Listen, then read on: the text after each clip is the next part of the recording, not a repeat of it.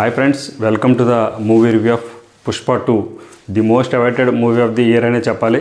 ఇప్పటి నుంచి ఒక 3 years నుంచి వెయిట్ చేస్తున్నటువంటి పుష్ప 2 అయితే యాక్చువల్గా డేట్స్ ప్రకారం అయితే 5th రిలీజ్ అవ్వాలి. కాకపోతే 4th నైట్ నుంచే ప్రీమియర్ షోస్ అయితే పడిపోయండి. ఇప్పుడే జస్ట్ ప్రీమియర్ షో చూసి రావడం జరిగింది.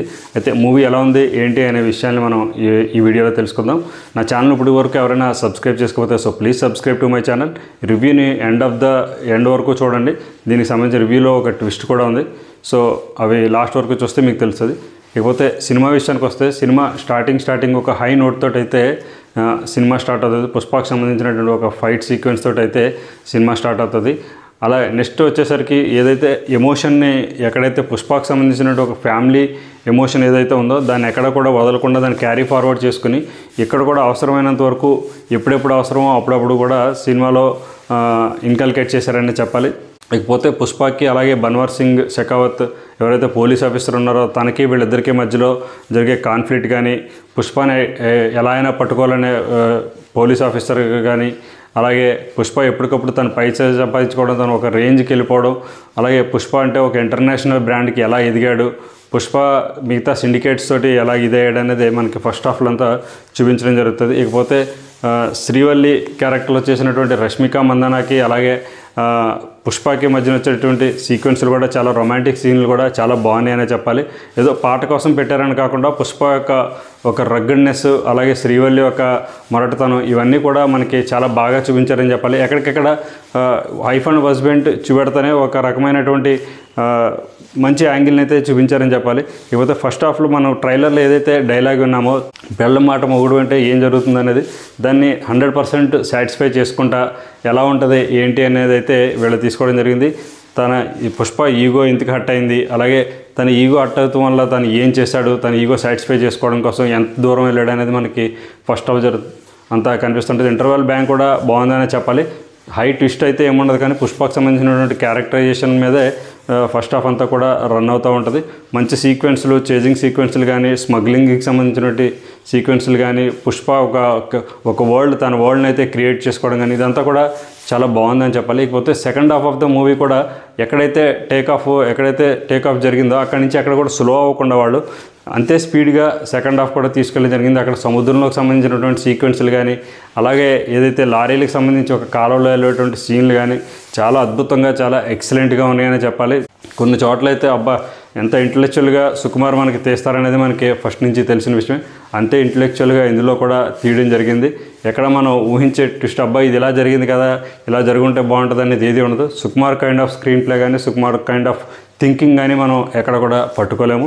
సో అదేవిధంగా second half of the movie కూడా రన్ అవుతుంది జరిగింది. టువర్డ్స్ మనకి ఇంకా 20 minutes ఆఫ్ ది మూవీ ఉండగానే కూడా మనకి సినిమా అయిపోయిందన్న ఫీలింగ్ వస్తుంది. కాకపోతే అక్కడతోటైతే మూవీ అవ్వదు. ఏదైతే ఈగో హట్ అయిందో దాన్ని క్యారీ ఫార్వర్డ్ చేసుకుంటూ సెకండ్ హాఫ్లో తన ఈగో సాటిస్ఫై చేసుకోవడం కోసం తను ఎక్కడి వరకు సక్సెస్ అయ్యాడు అనేది చూస్తాం.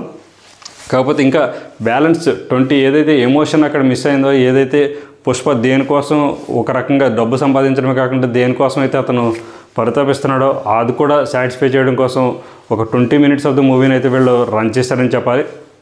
మేబీ అది అంత అవసరం లేదు. 1-2 సీన్స్లో చిన్న సీన్స్లో కూడా కట్ చేసినా కూడా ఈజీగా ఉంటుంది. అక్కడ లాస్ట్లో ఒక ఫైట్ పెట్టడం ఒక భారీ ఫైట్ని ఇవన్నీ కూడా చాలా బాగున్నాయని చెప్పాలి.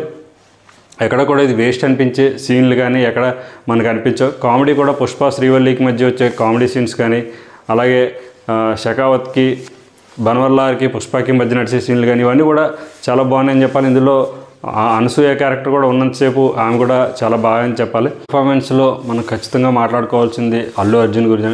ది అల్టిమేట్గా అయితే ఎక్సలెంట్గా యాక్ట్ చేయడం చెప్పాలి. సెకండ్ హాఫ్లో వచ్చేటటువంటి అమ్మోర్ గెటప్లో వచ్చేటువంటి తన సీక్వెన్స్ కానీ తన హావభావాలు కానీ చాలా సూపర్గా ఉన్నాయి.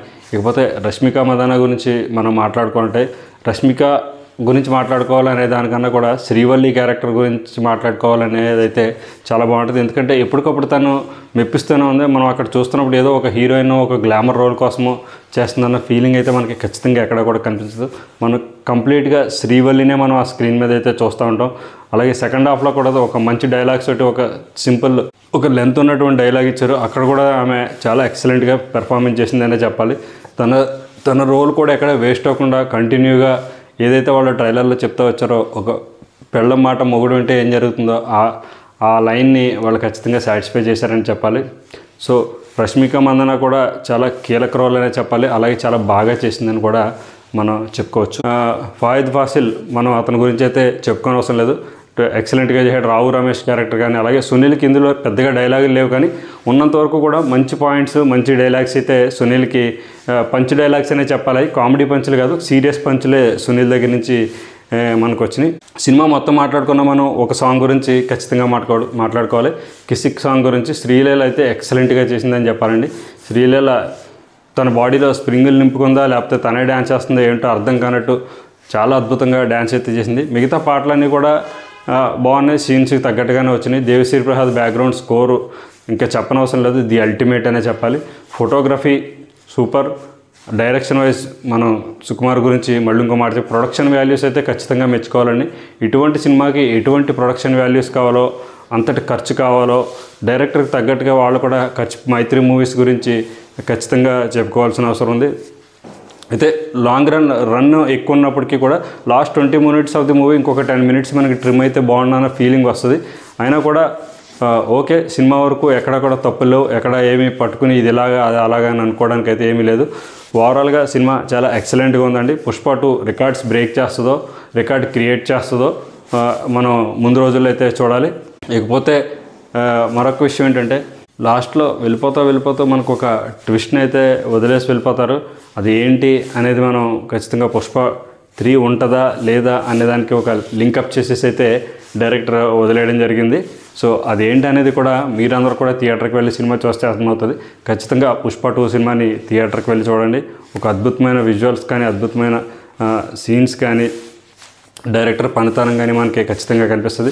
ఎక్కడ డిసప్పాయింట్ అయితే చేయదనే చెప్పాలి. సో ఇది ఫ్రెండ్స్ ఓవరాల్గా పుష్ప 2కి సంబంధించినటువంటి రివ్యూ. నా రివ్యూ మీకు నచ్చినట్లయితే తప్పకుండా లైక్ చేయండి, అలాగే నా ఛానల్ని సబ్స్క్రైబ్ చేసుకోండి. బాయ్.